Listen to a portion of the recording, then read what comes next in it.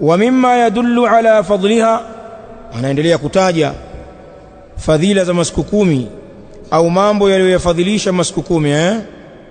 Asema wa mimma yadullu ala fadliha aidha, na miongoni mwa lile ambalo linajulisha juu ya fadhila zake hayo masiku 10 vile vile, anna fiha,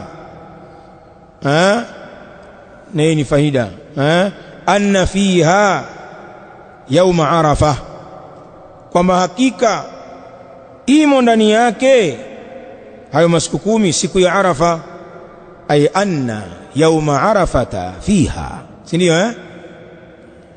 Kwamba hakika imo ndani yake hayo masiku 10 siku ya Arafa.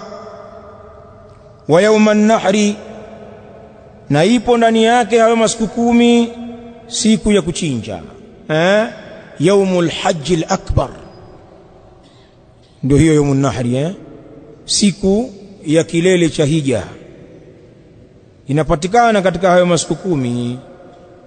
Wa fiha, na kuna ndani yake hayo masiku 10 al-udhiyata, kuchinja.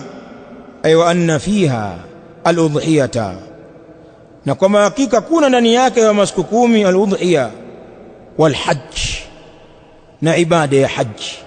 Tizama mambo haya yaliyotajwa hayapatikani ila ndani ya siku 10 za Dhulhijja.